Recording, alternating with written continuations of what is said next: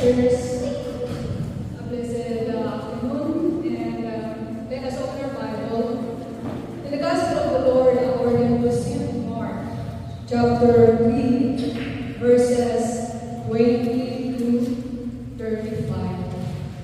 Mark chapter 3, verses 20 to 35. People of God, are you ready?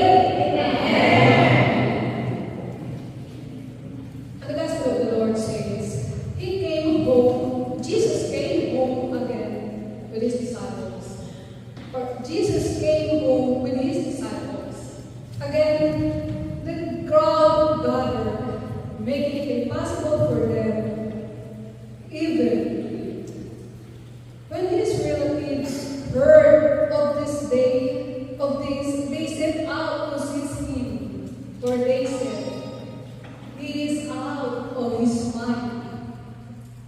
The scribes who had come from Jerusalem said, "He is possessed by Beelzebub, and by the prince of demons he drives out demons." Summoning them, he began to speak to them in parables. How can Satan drive out Satan? If a kingdom is divided against itself, that kingdom cannot stand. And if a house is divided against itself, that house will not be able to stand. And if Satan has risen up against himself and is divided, he cannot stand. That is the end of it. But no one can enter a strong man's house to quarter his property unless he first ties up the strong man. Then he can wander his house. Amen, I say to you. All sins and all blasphemies that people utter will be forgiven them. But whoever blasphemes against the Holy Spirit will never have forgiveness, but is guilty of an everlasting sin. For they had said, "He has an unclean spirit." His mother and his brothers arrived. Standing outside, he sent word to him and called. A crowd seated around him told him, "Your mother and your brothers and your sisters are outside asking for you." But he said to them in reply, "Who are my mother and my brothers?" And looking around at those seated in a circle, he said, "Here are my mother and my brothers. For whoever does the will of God is my brother and sister and mother." The Gospel of the Lord. Praise the Lord. My dear brothers and sisters, as Isaiah was cleansed by the blood of his mouth, so we also ask the Lord that our lips also will be cleansed by the alcohol, and will be taken into the home of homes.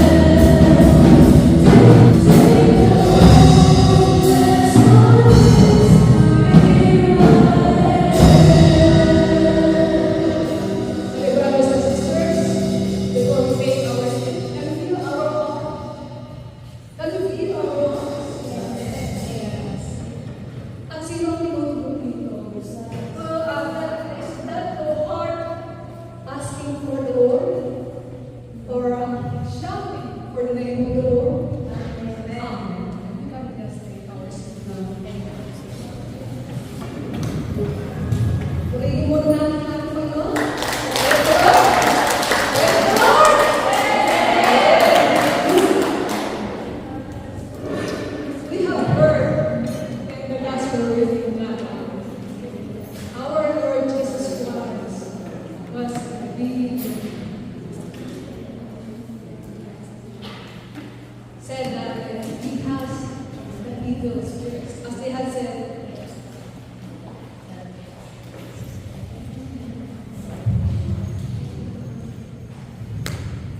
As he said, wow, this is very nice. Dinig nila kung paano yun?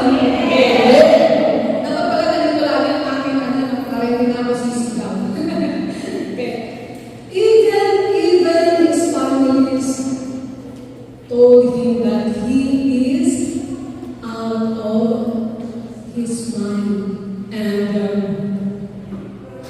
these wives who had come from very far away, Jerusalem, said, he is possessed by Beelzebub, and by the prince of demons, he drives out demons.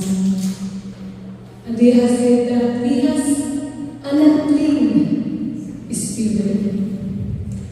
And my dear brothers and sisters, I just wanted to ask you, in these readings, are we the one just like Jesus Christ that was being accused of having evil spirits? My dear brothers and sisters, as we are Christians who are serving the Lord, we will going to experience it.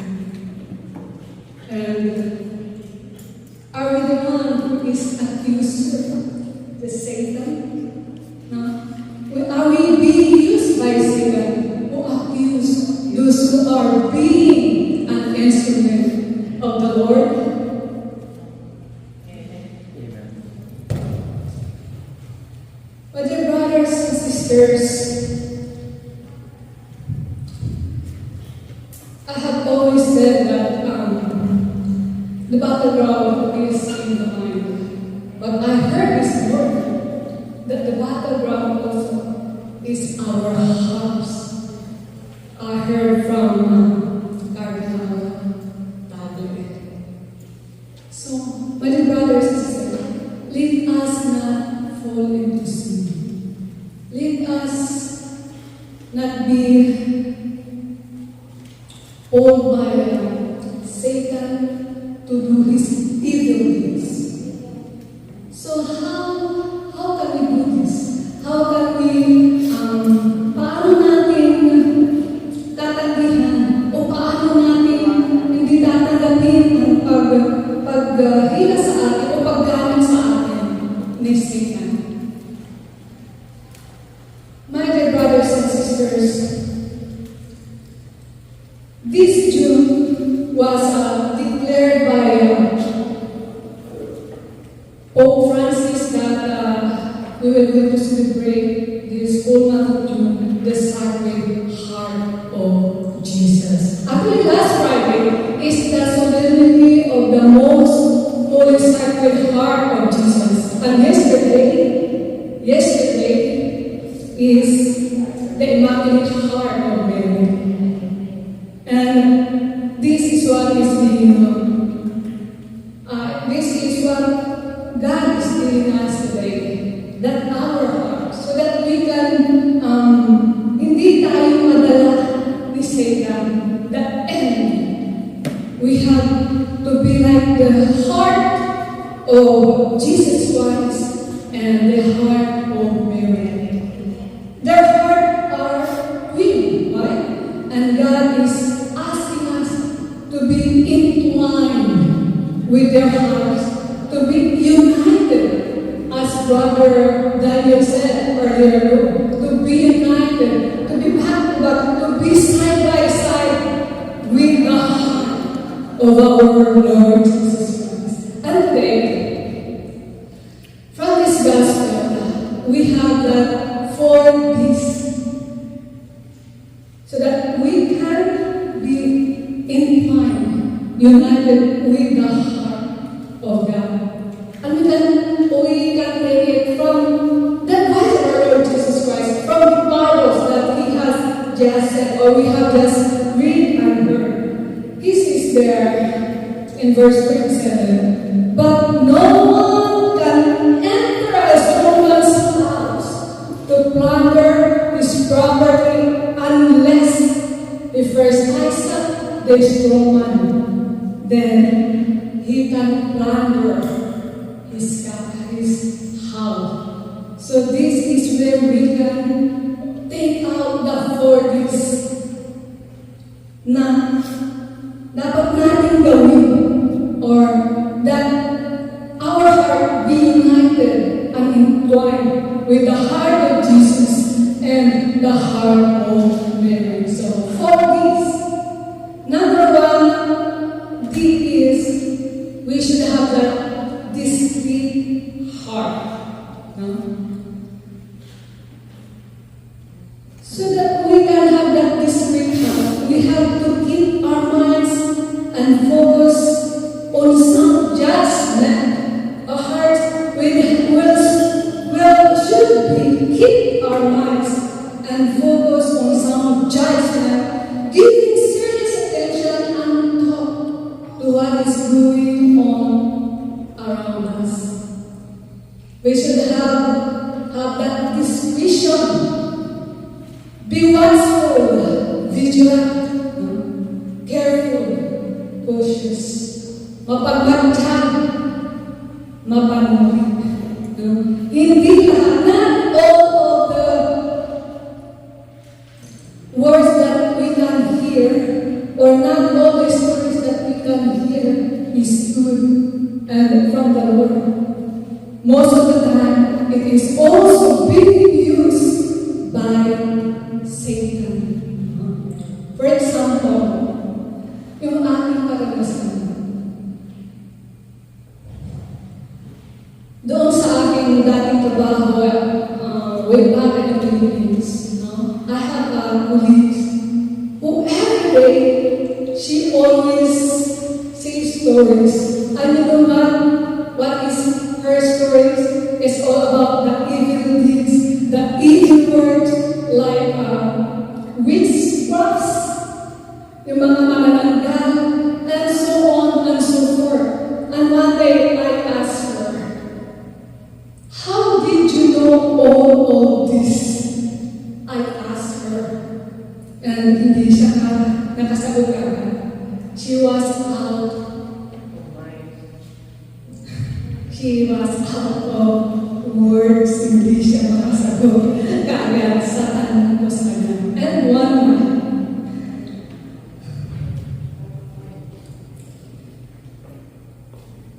the evil spirit that is in her, tried to kill me in my sleep. No?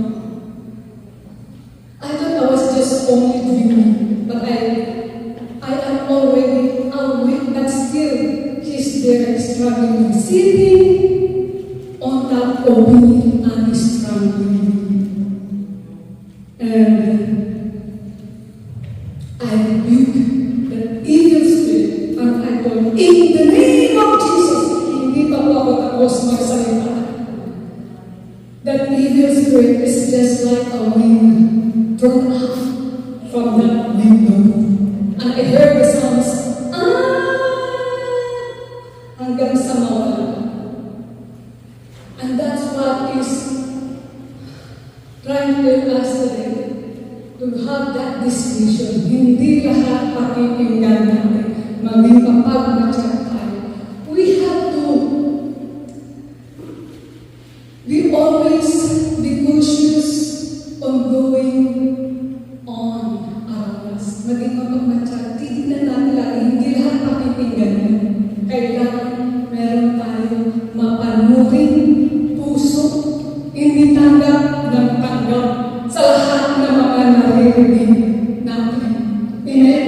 So my dear brothers and sisters, let us learn from that. Number 2, letter D, to have a discerning heart.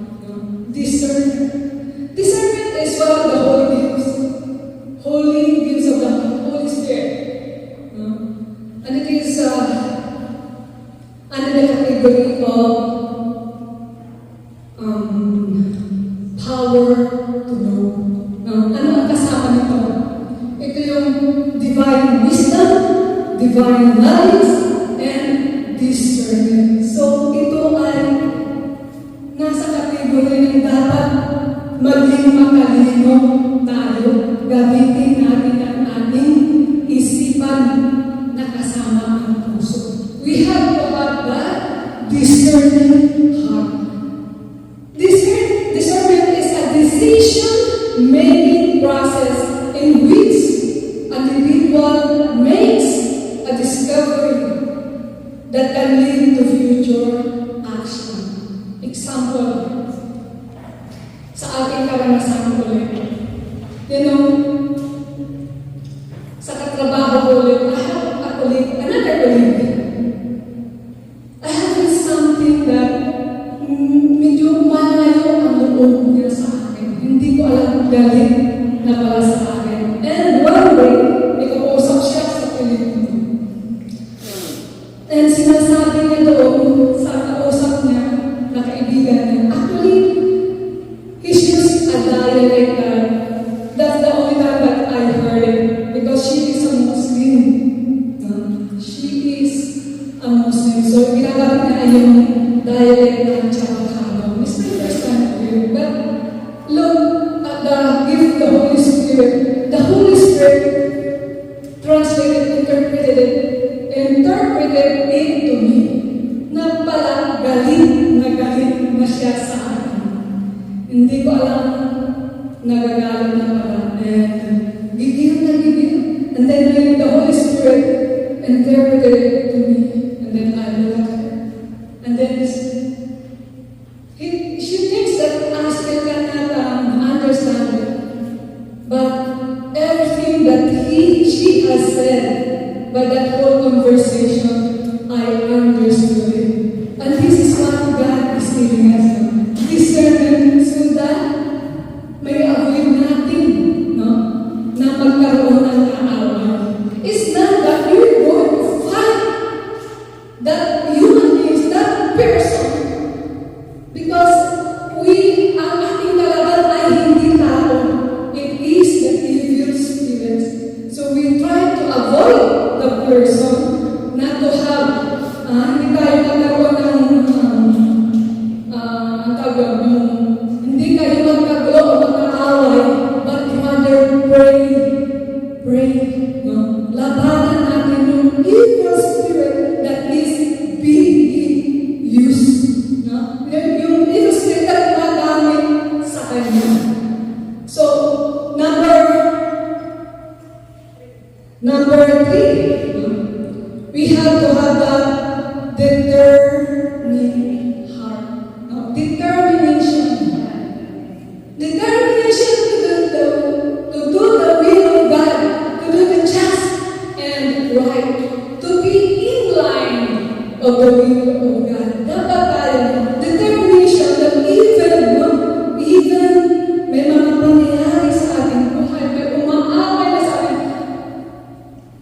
doon pa rin tayo sa determination na magawa natin ang kalooban ng Diyos. Hindi tayo makikipag-away o magalit ka doon sa ating kapwa, magalit ka doon o awayin na natin sila at magtanim na tayo ng sama ng loob sa ating puso. Look at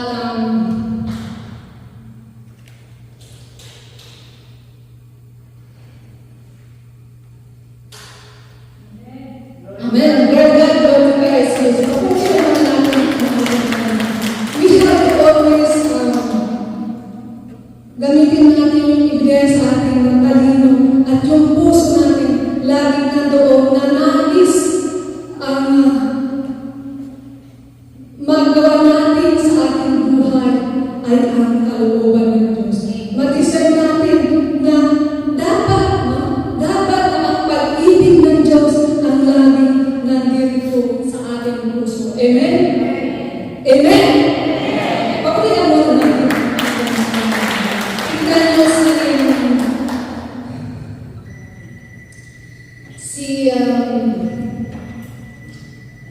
sino ba yung Bible character dito? Si St. Paul. Tignan nyo si St. Paul. Kahit, determination. Nandito na pala tayo sa determination. So, determination. Tignan nyo si St. Paul.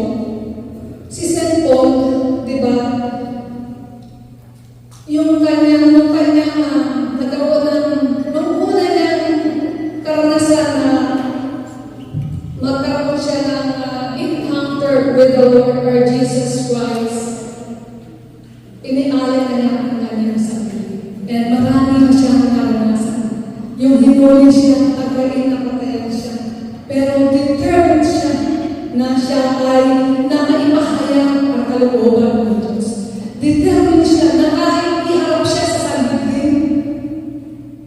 Determinado pala siya. Iharap siya kay Felix, kay Festus, hanggang makarating siya kay King Agrippa. Nanatili siya determinado na itaas ang glory ni Lord. Na siya ay pinado ng Diyos. Hindi na siya isang mamamatay tao, kundi siya ay yung kanyang puso ay pinalitan ng determinado hindi pumatay ng Kristiyano, kundi buhayin ang pag-ibig ng Diyos sa bawat isa na nananampalataya sa Kanya. Amen? At mga kapatid kay Kristo, let us always be determined to do what is good, the will of God. Kagaya ng sabi sa Ephraim of Syria, yung sakto natin sa araw na ito, sabi niya, be a lamp in brightness and make the works of darkness cease. So tayo ay maging liwanag at hindi maging instrumento ng kadiliman. Amen? Glory to God. Glory to Christ. Number 4, na letter D, is the diligent heart. We have to be always diligent. Each and every one of us was called by God. And we all have that ministry to do His works. Sabi sa James chapter 1 verse 12, blessed is a man who perseveres under trial, for once he has been approved, he will receive the crown of life which the Lord has promised to those who love Him. So, paano ba magkaroon ng diligent heart? We should be dedicated to our works and take great care to ensure that we have completed to the best of our abilities the will of God, the works of God that is being entrusted to us. No? Kung tayo na intercessory, tayo lagi ay mananalangin kahit nakagalit o galit sa atin yung humihingi ng panalangin. We have to always do the will of God na ipanalangin natin sila. No? And example of that is si Joseph the Dreamer. Siya yung bilang sa Jacob, di ba? Di ba siya ay dahil sa pagmamahal ni Jacob sa kanya, naging nagselos yung mga kapatid niya.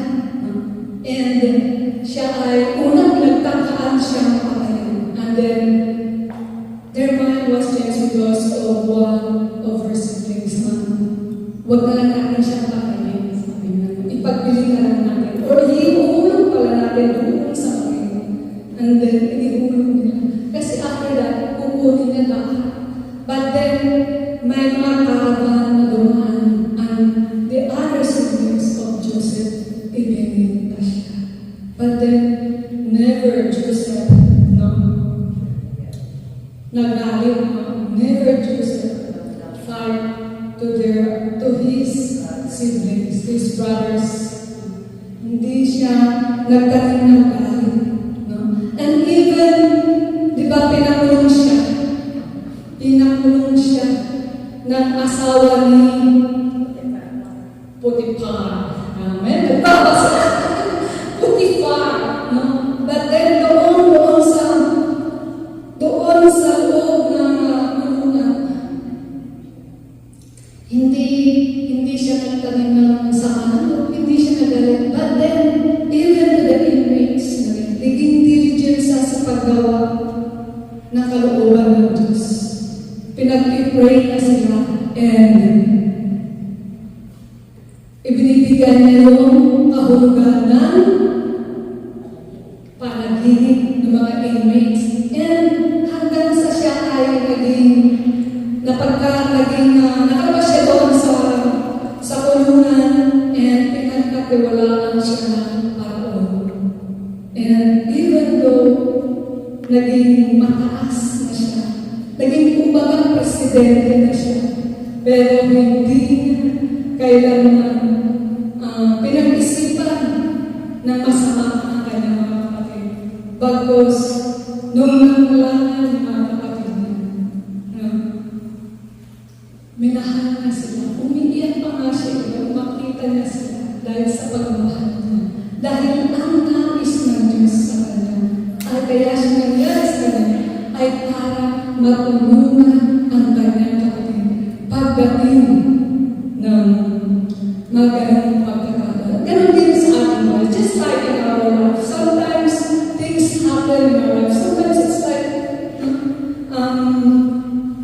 pasang-pasan na natin ang daigdig, punong-puno na tayo ng problema. Ang dami na natin karanasan sa buhay. But then, let us always be diligent to do the will of God. Let us have that heart na laging nais ay makasunod sa Diyos. Nais na mapapurihan ang Diyos, mag-glorify ang ating Diyos. Because with that diligent heart, with that determined heart, with that discerning heart, and with that discreet heart, tayo lahat sasabihin din ng ating Panginoon, these are my brother, these are my mother, these are my sister. Sasabihin ng Diyos na tayo ay kanyang kapamilya, hindi na tayo tatalikuran. But bagos, sabi doon sa 2 Corinthians, no? Sabi na doon, magkakaroon tayo ng bahay na hindi gawa ng kamay, kundi bahay doon sa eternal, in heavens, eternity. We have been together with our Lord Jesus Christ in heaven. Kasi pangako din sa John chapter 14, verses 2 and 3. Sabi niya doon, Jesus said, He will prepare a room for us. And when He comes back, dadalhin na tayo. Kaya makakapagod po kay Kristo, magsitay na po tayo lahat.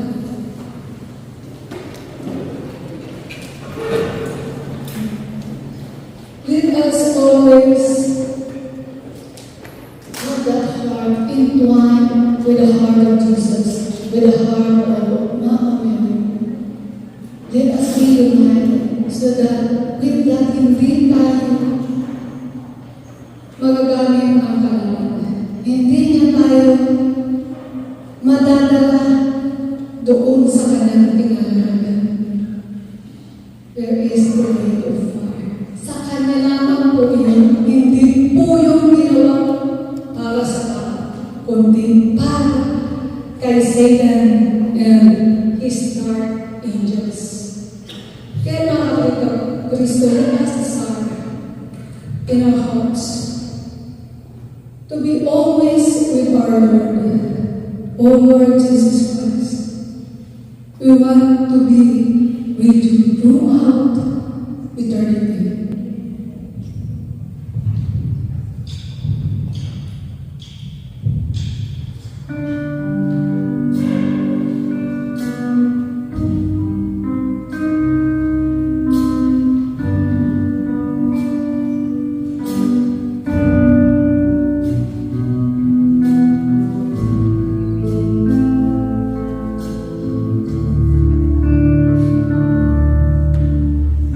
Say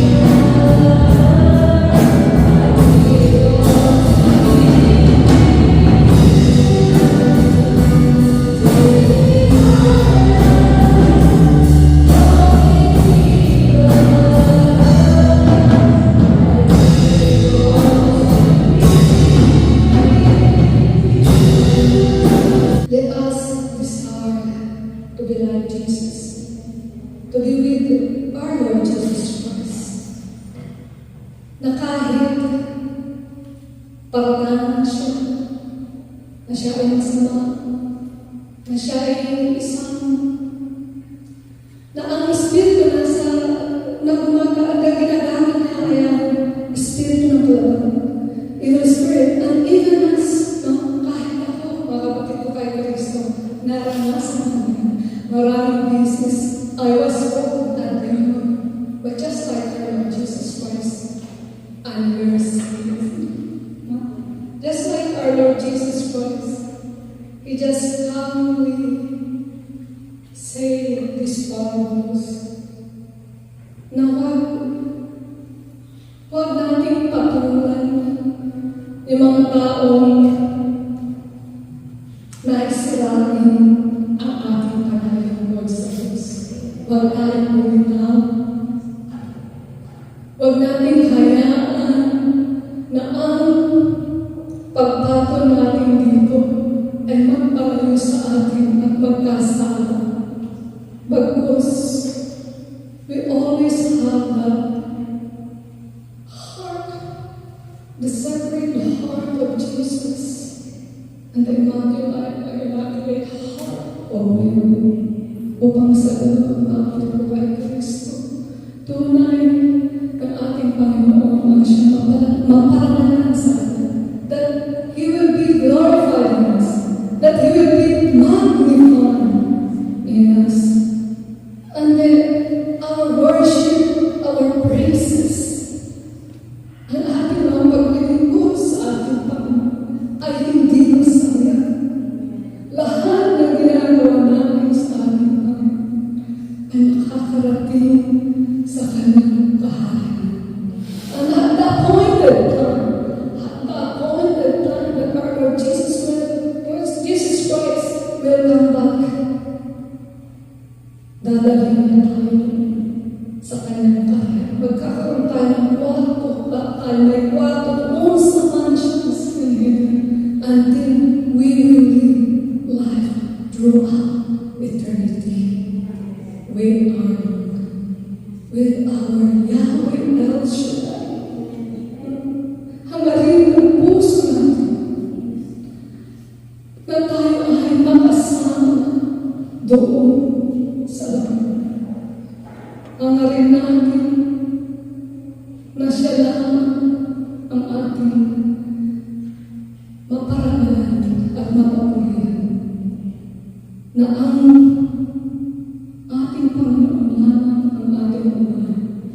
Na siya yung first priority, just like Brother Daniel said, unahin natin ang Diyos. Amen? Amen. Tayo namin, Mother Father, thank you. Thank you for this day, for all your messages that you have given us today. Open our hearts, and open our souls so that ang aming buhay na ito ay may katulad ng buhay dito sa mundo. And that our hearts will become like your hearts. And that we will become whole as you are holy. And we will become perfect as you are perfect. And Lord, you know yung mga prayers, mga kapatid ito, lahat ng kanilang mga text sa kanilang mga prayers. Ikaw po ang makakalain ito. Naisulat natin yung order mo. Ikaw ang nakakabasa. Because you are the omnipotent Father, and the omniscient Father, and the omnipresent. At inilalagay namin sa iba ang mga panalangin ito, all these prayers, and all our petitions, especially our loved ones, that still hindi pa namin nakakasama sa paglilingkod sa iyo. Nilalagay namin sa lahat sa iyo, mga kamay. And Lord, tanggapin mo po ang mga love offerings and tithes niya upang ito